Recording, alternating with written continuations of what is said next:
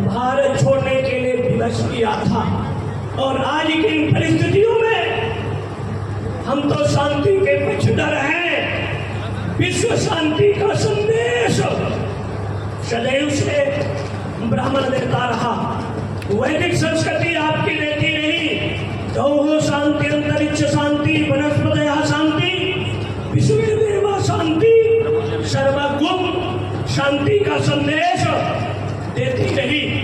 लेकिन जब शांति से काम नहीं हुआ तो वेदों ने कहा वैदिकीं हिंसा हिंसा न भवति, हम अहिंसा के पुजारी हैं। लेकिन जब शांति से काम नहीं होता तो एक अहिंसात्मक क्रांति का आधार बनता है, जिसका श्री गणेश अगर देख लें तो पहले कुछ रावण का राज्य रहा, उसके बाद क्षत्रियों का राज्य रहा, उसके बाद यदुवंशियों का साम्राज्य रहा, यदुवंशियों के बाद शकहूण यवनों का साम्राज्य रहा, और 200 वर्ष अंग्रेजों के शासन के पहले 36 वर्ष पुष्पमित्र शुंग का राज्य रहा।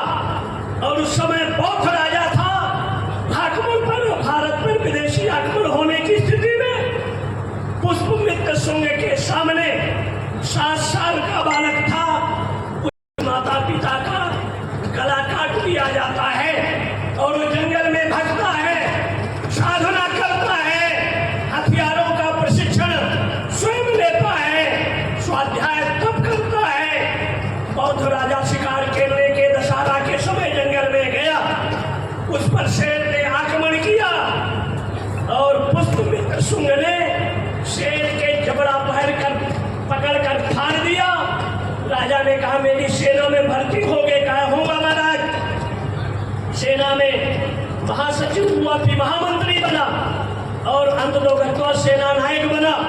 और सेना नायक बनने के बाद स्थिति ये बदली कि विदेशियों ने आक्रमण कर दिया। उन्होंने राजा से सेना को कहा तैयारी करो युद्ध के लिए। राजा ने कहा किसका आदेश लिया? हम अहिंसा के पुजारी हैं, हम हिंसा नहीं चाहते। पुष्पमित्र शुंग ने उस बौद्ध राजा का गला काटा और लड़कर और उसी के रक्त से तिलक किया। तो हमारा इतिहास बलिदान का रहा है, त्याग का रहा है और भारत को एक सूत्र में जोड़ने का आधार रहा है। लेकिन आज सनातन मिटा। अंग्रेजों का आक्रमण अगर हुआ तो 4000 गुरुकुलों को बंद किया गया, 4200 आचार्यों को बंदी बनाकर डाला गया। शेक्सपियर, मैक्स मूलर, लेनिन जैसे विदेशी 26 विद्वानों ने अपनी ताकत से जो अंग्रेजियत का यहाँ प्रभाव डाला और उस अंग्रेजियत के प्रभाव से आज यहाँ जातिवाद का जो विष घोल कर समाज को, अगर इस देश में अंग्रेजों को भगाने का की धरती से मंगल पांडे ने 1857 की क्रांति किया, बंगाल की भूमि से सुभाष चंद्र बोस और अगर रानी लक्ष्मीबाई और लेने राम प्रसाद बिस्मिल और मध्य प्रदेश की धरती से आकर त्याग की धरती में चंद्रशेखर तिवारी ने अपनी रिवाल्वर और तलवार और रिवाल्वर को लेकर तब ये भारत को आजादी आई। लेकिन भारत के गद्दार इतिहासकारों ने आजाद भारत, स्वतंत्र भारत का पहला प्रधानमंत्री सुभाष चंद्र बोस था।